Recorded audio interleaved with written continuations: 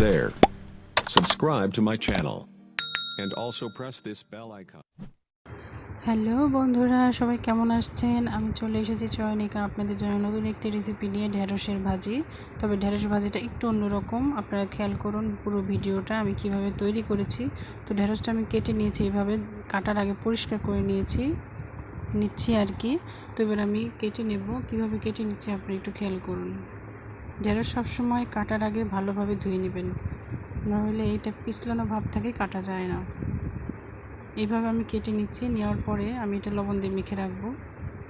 আর এখানে আমি একটি বাটিতে দুটো ডিম নেব এবং কী দিয়ে ভাজবো আমি এখানে সেগুলো একসাথে মিক্সড করে নেব। তো খুবই একটি মজাদার রেসিপি, আশা করি এই রেসিপিটা সবার ভালো লাগবে। আর ভালো লাগলে অবশ্যই লাইক কমেন্ট করবেন এবং আমার চ্যানেলটি সাবস্ক্রাইব করতে কেউ ভুলবেন না। তো আমি এখানে দুটো ডিম নিয়ে নিলাম।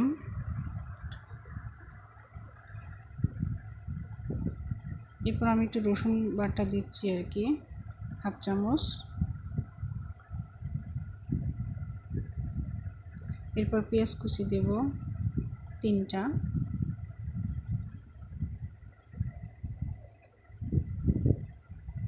বাচ্চারা কিন্তু ঢেঁড়স ভাজিটা খুব খেতে চায় না, কারণ অনেকে ল্যালপা ভাব থাকে বা পিছলানো ভাব থাকে দেখে খেতে চায় না। এবার আমি শুকনো মরিচের গুঁড়া দিচ্ছি 2 চামচ, একটু ঝাল ঝাল ভাব।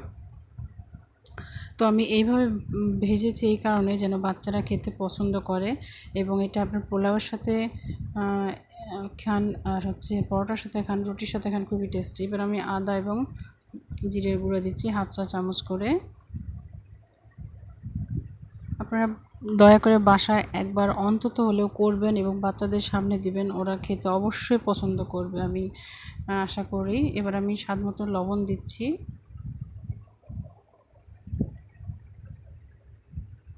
এখানে আমি 1 চা চামচ সয়া সস দেব।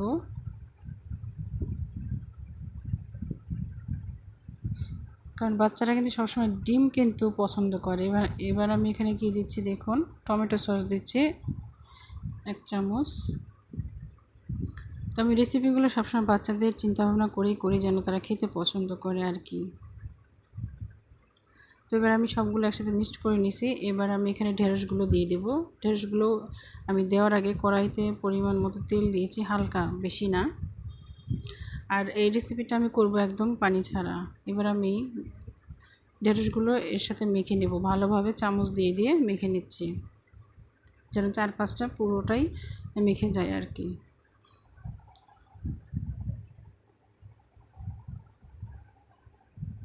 তো এবার আমি মেখে নিয়েছি ভালোভাবে। এবার আমি কড়াইতে ঢেলে দেব, ঢেলে দেওয়ার পর এবং চামচ দিয়ে সমান সমান করে দেব, 4-5টা যেমন সবগুলোতেই আবারও ভরে যায়। আমি কিন্তু এখানে কোনো হালকা পানি কিছুই দেব না, এটা আমি ভাপে ভাপে করে নেব, যেন ঢেঁড়সগুলো শুধু সিদ্ধ হয়। ঢেঁড়সটা কিন্তু আমি ভাজা ভাজা করব না। এবার আমি হালকা ঢেকে দেবো, পরবর্তীতে ঢেকে দেওয়ার পরে ভাপে আমি করে নেব 2 থেকে 3 বার ঢেকে দেব এবং হালকা করে উল্টিয়ে দেব, তবে একবারে আমি ভেঙে দেব না। এবার আমি পেছনে উপরে একটু দিয়ে নিচ্ছি, মানে উল্টানোর আগে আমি একটু এখানে বেসন ছিটিয়ে দিচ্ছি, যেন জিনিসটা আটকে থাকে। খুবই সুন্দর একটি রেসিপি এবং খুব অল্প সময়ের মধ্যে এটা আপনারা করতে পারবেন আশা করি, এবং ভালো লাগবে।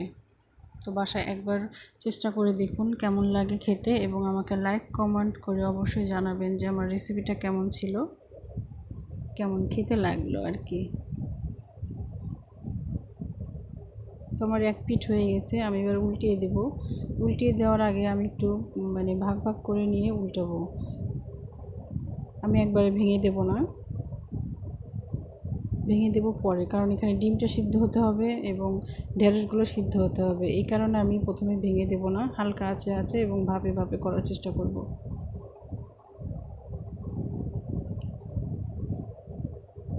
আমি অর্ধেকটা করে উল্টিয়ে দেব, যেন পুরো ঢেঁড়সটাই আপনার ঠিকভাবে হয়ে যায়। তো বন্ধুরা এবার আমি দেখতে পাচ্ছেন আপনারা দেখতে পাচ্ছেন যে আমি উল্টে দিচ্ছি ভাগ ভাগ করে। আমি কিন্তু একবারে ভেঙে দিচ্ছি না এখনও, পরবর্তীতে আমি ভেঙে হালকা আঁচে নামিয়ে ফেলবো।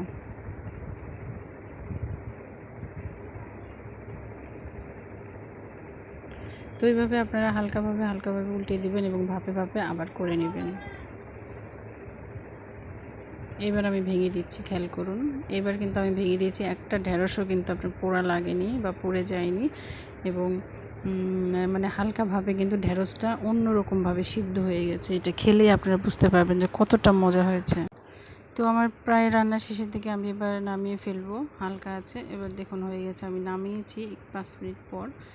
দেখতে পাচ্ছেন কালারটা কত সুন্দর এবং কতটা পারফেক্ট ভাজা হয়ে গেছে এবং কতটা টেস্ট হয়েছে, এটা আসলে আপনারা দেখলেই বুঝতে পারবেন এবং খেলে তো আরোই বুঝতে পারবেন।